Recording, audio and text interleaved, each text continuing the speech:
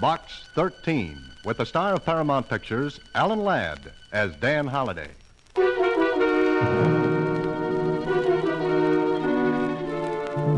To Box 13, care of Star Times. Dear Dan, if this is the way you want it, okay. If a pal and buddy has to reach you the hard way, all right. Enclosed is a ticket to my fight with Brennan tomorrow night. I'd like to see your mug at ringside. If I don't, I'll make it a point to muss it up for you. If I don't, I'll make it a point to muss it up for you. Johnny Capelli. Johnny Capelli, a kid when I first met him, fighting in a different way, at Anzio. And maybe, just maybe, Anzio wasn't as hard for him to take as what happened right here.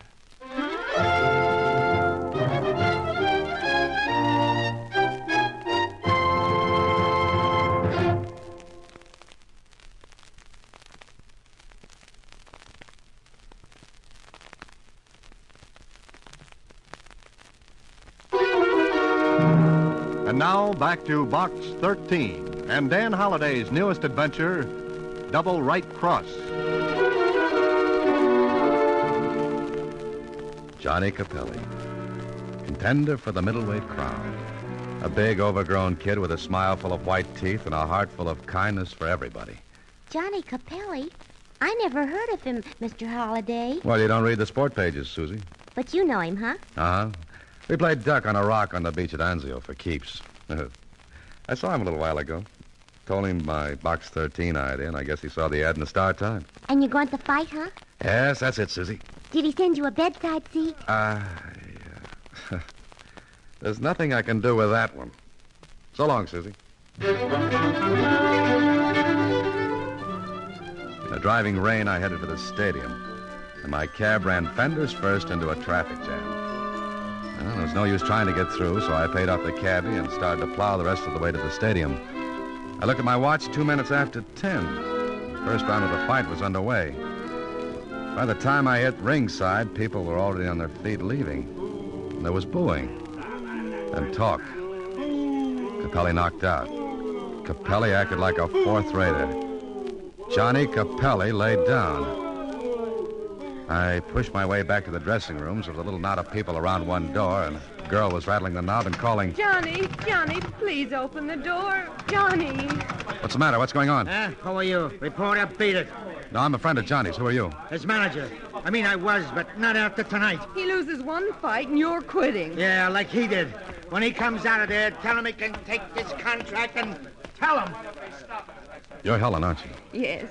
Please go away. Johnny can't see any reporters now. Please go, will you? I looked at him. So this was Helen. The girl Johnny dreamed about, talked about, raved about, then talked some more about. All the while he and I were trying to miss the casualty list in Italy. The girl he sent a diamond brooch bought with a year's pay he hoarded like a miser. Well, if looks counted, she was worth it. She rattled the knob again and... Please, Johnny, it's Helen. Johnny. May I try? Johnny! Johnny, this is Dan.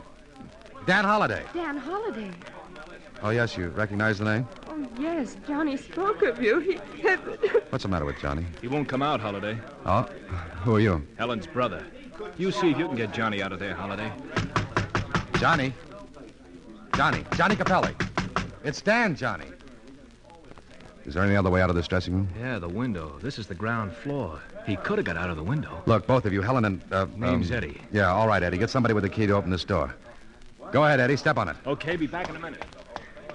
Now, what's all this about, Helen? Oh, I don't know. As soon as the fight was over, he came... He was conscious? Yes, he walked, but we got the door here, and he broke ahead of me and ran in and locked the door, and I... All right, Helen. All right. Now, take it easy. We'll find out what's happened.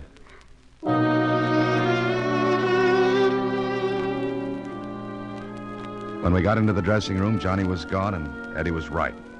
The window was open. I couldn't figure it. Johnny Capelli, a kid whose courage was A+. A kid who went through Anzio, Salerno, Casino. Sure, he was scared, just like the rest of us. But he didn't whimper. And he didn't run out, ever. It just didn't figure, and Helen didn't make it any more clear. No, I don't know. I don't know why I ran away. Oh, take it easy, sis. Johnny must have had a reason. Yes, he must have. Now, listen, where'd he go? Well, if he's not at his hotel, I don't know. Well, we called there. That's no good. Any other place, think. I don't know of any. All right. Where can I get in touch with you later? 387 Christopher Place. Good. You wait there. I'll find Johnny.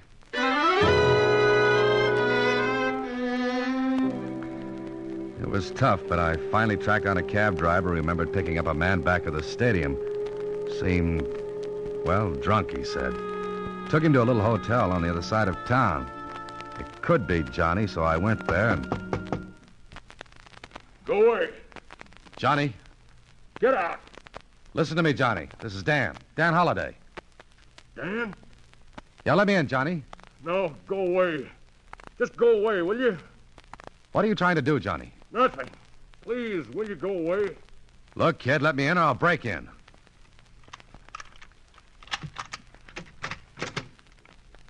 Johnny. Hiya, Dan. Where's the light? Don't turn it on. Don't, Dan. Okay, Johnny. No light. Close the door.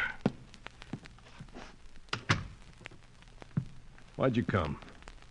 Why do you think? Listen, nobody else knows where I am, do they? No, nobody. Helen? No. Where is she? Home, waiting for me to call her. But you're not going to. What's the matter, Johnny? Dan, I'm sick. What do you mean? I don't know. Look, Dan, it was swell of you to come. There's nobody I'd want to see any more than you, but not now, Dan. Some other time, but not tonight. You're going to tell me what's wrong, Johnny. All right. Turn on a light and take a look. Johnny. Yeah. Better with the light off, isn't it? Now, listen, you took a beating. You're hurt, kid. Hurt badly. I've got to get a doctor. No. I said yes. No, you get a doctor and so help me, Dan. I'll kill you. Johnny!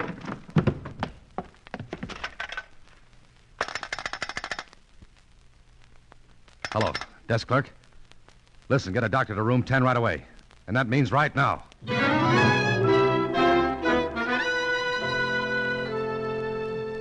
All right, Mr. Holliday. He'll sleep for a while now. How long before he wakes up, Doctor? 5-6 hours, maybe longer. How badly is he hurt? Well, it's hard to tell. He took quite a beating. Who is he? Friend of mine. I see. Fight? Yeah, sort of. Well, Look, Doctor, as long as there's no gunshot wound, you don't have to report this, do you? No, but Well, let's leave it that way then, huh? You'll be back in the morning? Yes. I'll make a more thorough examination then. He was too hysterical to do much with tonight. But I think he'll be calmer when he awakens. Then there's nothing too bad. I don't think so. Bruises, contusions, and his eyes. What's wrong with his eyes? I'll see you in the morning. Good night, Mr. Holliday. Good night. Thanks, Doctor. I sat by Johnny's bed and watched. I didn't call Helen because, well, for some reason, Johnny didn't want anybody to know. To know what? Maybe I'd find out when Johnny came to. Maybe he wouldn't tell me. But I just couldn't see Johnny running out on anything. There had to be something wrong. Something big. I sat in a chair alongside the bed and thought about it, and I guess I fell asleep because the next thing I knew, Huh? Oh, just a minute.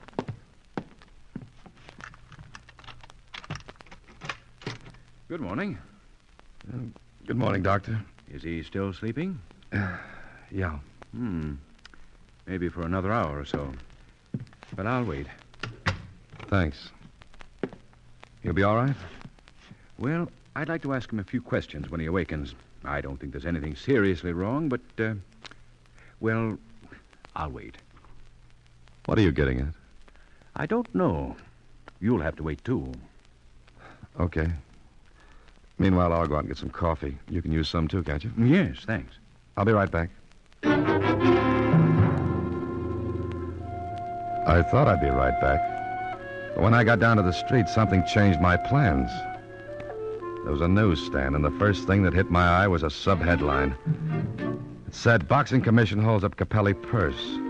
Capelli disappears after fight fiasco. I hurried to a phone, called the Star Times, got a few strings pulled, and a half hour later I was sitting across from the commissioner at his home. Just exactly what interest do you have in this, Mr. Holliday? I'm a friend of Johnny's. I see. All right. You must have something important to tell me. This early in the morning. I want you to tell me something, Commissioner. What? Why is the commission holding up Johnny's purse? Because we believe the fight was not quite on the level. Meaning you think Johnny threw it? We don't know. We're going to look at the movies this morning. Johnny didn't throw that fight. Did you see it? No, I didn't, but Then how do you know? Well, because I know Johnny. That's your only reason? I think it's enough, Commissioner. Look, Mr. Holliday, we have one job to do. Keep the boxing game fair and square as a service to the fans who pay their money to see good, clean sport. Capelli was a 10-1 favorite last night. A big bet placed on Brennan would bring a lot of money to anyone. Meaning Johnny might have bet on Brennan? It's been done. And the commission is in business to see that it doesn't happen anymore. Until Capelli proves otherwise, we'll say he threw that fight. I didn't believe it. But Johnny lost. He lost badly. And he did run out, and he wouldn't tell why. I went back to the little hotel and ran into the doctor who was just leaving. Oh, Mr. Holliday. That cup of coffee took a long time. It wasn't coffee. How's Johnny? He'll be all right. That all? No. Last night when I examined him, something puzzled me. What? His eyes. Pupils dilated. And? This morning when I examined him again, I asked a few questions. What about? Your friend had every symptom of bellamine poisoning. Last night, the pupils of his eyes were dilated, and... Wait a minute. That would affect his sight, wouldn't it? Yes.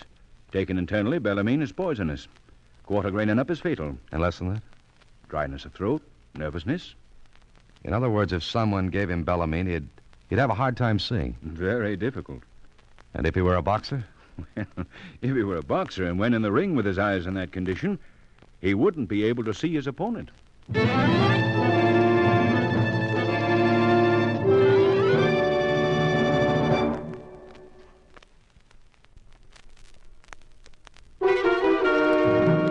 Now back to Box 13 and Double Right Cross with Alan Ladd as Dan Holliday. So Johnny lost the fight because he couldn't see Brennan. But why did he run out? Why didn't he want anyone to see him?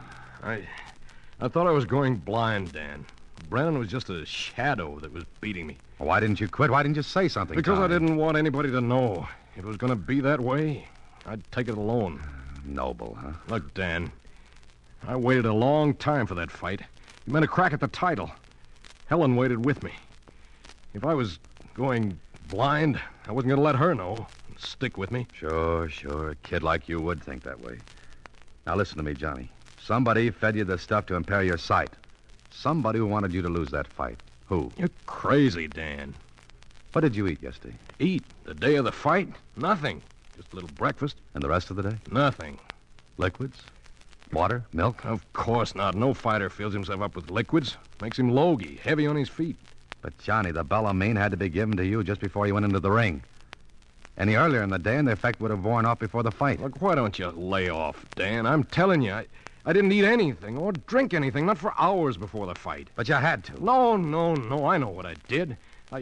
Look, maybe it was my eyes. Maybe it is what I thought. I got hit in Italy, Dan. Maybe... It's not that. The doctor knows what he's talking about, Johnny. Somebody fed you that stuff. Who? You tell me. Nobody. I didn't eat, drink. Do I have to go over all that again? No, but I am. You wait here, Johnny. Johnny was a 10-1 favorite over Brennan, and somebody played that for all it was worth. And it looked like it was worth a lot of money if the bet was big enough. A little while later, I was talking to Brennan. You're crazy, Holliday. Maybe the guy wasn't in shape. Look, Brennan, Johnny was in condition. So you're telling me that somebody doped him? Meaning me? No, I'm just asking. And I'm telling. I got 120 fights on a clean sheet. None of them was shady. I don't play that way. I'm not saying that. I'm only trying to find out who could have given Johnny that drug. Well, I wasn't near his dressing room. I didn't even see him after we weighed in that afternoon. All right, it had to be in his food. Food? No fighter's going to eat right before a match. Or drink water? He just rinses his mouth, that's all. What else, Brennan? If he's training right, nothing else. But if he gets thirsty... I told you, he just rinses his mouth. He drinks water, it makes him heavy. That's why a fighter chews gum all day. It gives him a moist... Gum? Yeah, gum. Why? Gum. That's it, Brennan. That's it. Sure, I chewed gum all day. Before the fight in your dressing room? I must have been chewing gum. I remember that... Go ahead, Johnny. What were you going to say? Nothing. Yes, you were. No, I wasn't. Look, there's only one way the drug could have been given to you. Now, you've got to think who gave you gum just before you went in that ring. I didn't have any. Johnny, what are you hiding? Nothing. You were going to say something a second ago. Did Baker, your manager, give you... No. Who else was with you? Just Baker. Where was Helen? Shut up, Dan. Did she give you any gum? Forget the whole thing. I'm going blind, that's all. Oh, you're not. Beat it. Helen gave you that gum. She was in your dressing room before the fight, wasn't she? Cut it out, Dan. That's why you shut up before you remembered. And the chewing gum was the only way the drug could be given to you. Because you didn't eat, you didn't drink water or anything else before you went in that ring. But maybe 15 minutes before, Helen handed you the gum, didn't she? Shut up, Dan. Shut up and forget the whole thing. Come on, Johnny. She gave you the gum, didn't she? Didn't she?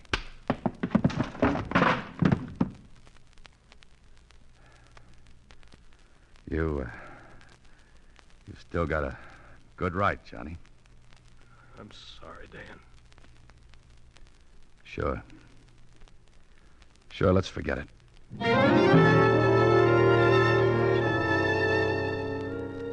But I didn't want to forget it. I left Johnny and went to see Baker, his manager. I didn't tell him what I'd found out. I just listened. Sure, I brought the kid up from the ham and egg prelims. But after last night, we're washed up. Johnny was a 10-1 favorite, wasn't he? Yeah, a match with the champ next. Did you bet on Johnny? I never bet. Even if you thought Johnny was going to win? What are you driving at? At somebody who stood to make a killing if Johnny lost. You're asking for a cloud holiday? I just had one. What about Helen? What about her? All right, Baker, here are the cards. Johnny went in the ring last night, a sure bet to lose. What? Yeah, that's right. He was drugged. He couldn't see Brennan from the first bell until he was counted out. He was fighting on instinct and courage. Listen, what are you giving me? There was nobody in his dressing room but me And Helen? Yeah.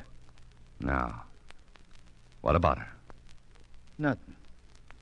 Except once I walk in on the two of them and, well, they was having a fight. What about? They clammed up when I walked in, but I heard something about a brooch. Brooch? Diamond brooch? The one Johnny sent her from Italy? Maybe.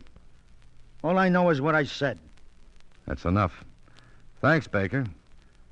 Maybe you'll have a champ on your hands yet. The next stop was to see Helen. I wasn't sure how to handle this. And all I had to go on was the fact that Johnny was covering for her. Why? And they'd had a fight over that brooch. Again, why? So the big question was, did she or did she not double-cross Johnny? Her first words to me were... Dan, you found Johnny. Maybe. Maybe, but what do you mean? Sit down, Helen. What's the matter? Is he all right? He'll be all right. He's in a little hotel. Well, then take me there. I want to see him, Dan. Maybe he doesn't want to see you. What? Johnny, now, did he say that? No. Well, what are you doing? Why don't you take me to him? Why are you talking like this, Dan? How much did you win on the fight, Helen? What do you mean? I watched her face closely after I asked that. Either she was the new Sarah Bernhardt or she was in the clear. For a couple of seconds, she stared at me, and then... That's a filthy thing to say. Yes, I know, but I've got something to find out. And what did you hope to find out by asking me that? I hope to find out who made a killing on the fight by making Johnny a setup for Brennan. He was 10-1. Good odds for somebody who'd lay a good-sized bet on Brennan. You mean you think I'd bet against Johnny? Did you? That's not worth answering. All right, look. Johnny was knocked out because he was drugged. He couldn't see. And he was drugged only a few minutes before he went into the ring. Baker? No, a manager who's bringing up a champion doesn't sell him out. And that leaves only me, is that it? Maybe. And I bet everything I had on Brennan. Is that your story? What's yours, Helen? I have none. If that's what you believe, believe it. But tell me where Johnny is. I promised I wouldn't. You promised? Oh, no, Johnny can't believe I... Where's that brooch he sent you? Brooch? Yeah, that's right. The one he sent from Italy. A $3,000 brooch that'd bring about $1,500 in a pawn shop. And $1,500 at 10 to 1. Well, seems to be my day for taking it. I'm sorry. Didn't you give Johnny chewing gum just before he went into the ring? What did you say? Chewing gum. Johnny wouldn't tell me, but I know you gave it to him. Yes. You admit it? Yes. Huh. That was the only way he could have been drugged. And you admit it? Yes, I admit it. Doesn't make sense. All right, it doesn't make sense. You're so right, Mr. Holliday. Nothing makes sense. Nothing. Now go back and tell Johnny. Tell everybody. Go on.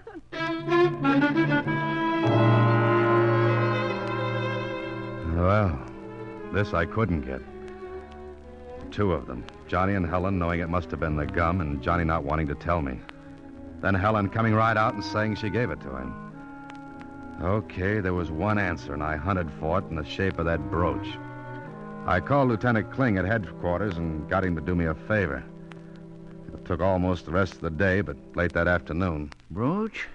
Yes, the police called, but I assure you I did not receive stolen goods in my shop. The police know that I Sure, don't you're in handle the that. clear. Now, don't worry.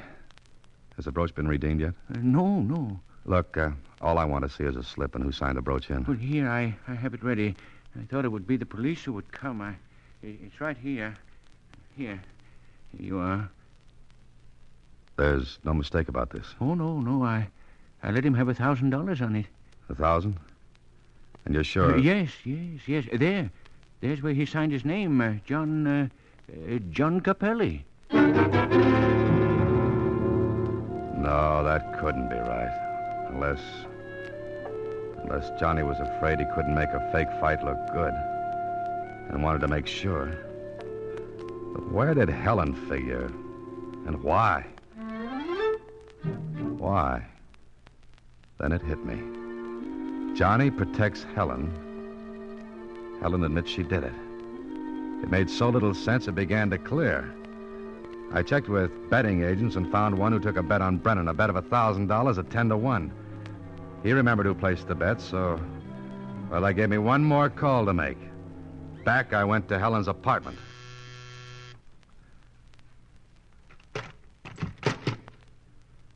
Hello. Yes?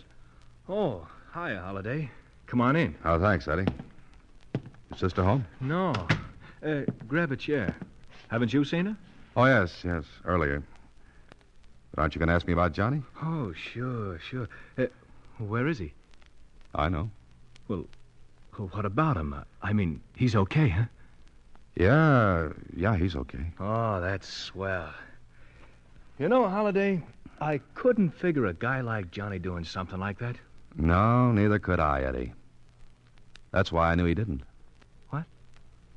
Here, Eddie, have a stick of gum. Oh, no, I never use it. Good for the nerves. Yeah, that's what they say. Well, that's what you come to see me about, huh? Maybe. You like to gamble, don't you, Eddie? Gamble? Oh, sometimes. Why? Ever get in so deep you had to steal to make yourself even? What kind of a crack is that? Oh, a nasty one. Just as nasty as stealing your sister's brooch. What did she tell you? Nothing. She had a fight with Johnny. Maybe he noticed she didn't have the brooch. Asked her about it. Maybe she had her ideas about where it was. Yeah? So what? So she knew and gave you a break. But you had different ideas, Eddie. You pawned the brooch, signed Johnny's name to the slip, then bet 1,000 against Johnny. You nuts, you're off your rocker. Tell you what, Eddie. Let's you and I take a trip to the pawnbroker, then we'll go to the betting agent where you placed the bet. Maybe I won't look so much off my rocker then, huh? All right. So what? I got a break. I'll redeem the brooch and... What are you looking at me like that for? I took two on the chin today. Maybe it's my turn now to give, Eddie. You lay off now. Sis won't prosecute, and Johnny won't neither. She won't marry him if he did, and... It's not the brooch, Eddie. It's the chewing gum. The gum you gave your sister to give Johnny. The drug gum to ensure your bet. You can't prove nothing. You can't. Eddie, you and I are going to the boxing commission, and you're going to talk. No, I ain't. Either that or I tell Johnny everything. And leave him in the room. alone with you. Oh, Eddie, get your topcoat, too. It's kind of chilly outside.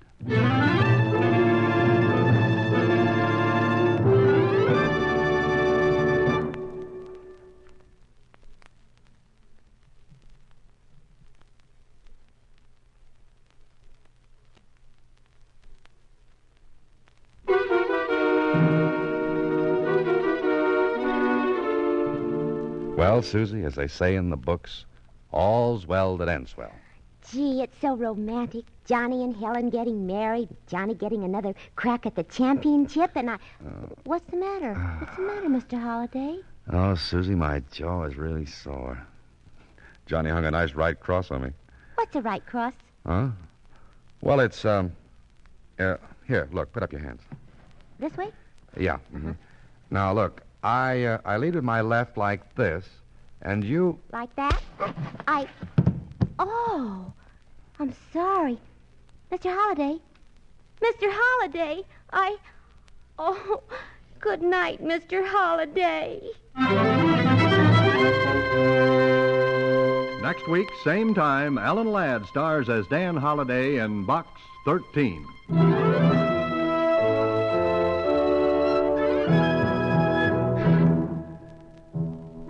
Alan Ladd appears through the courtesy of Paramount Pictures. Watch for him in his latest picture, Saigon. Box 13 is directed by Richard Sandville with an original story by E. Jack Newman and Russell Hughes. Original music is composed and conducted by Rudy Schrager. Suzy is played by Slyvia Picker, and the part of Johnny Capelli was played by John Beal. Production is supervised by Vern Karstensen. This is a Mayfair production from Hollywood.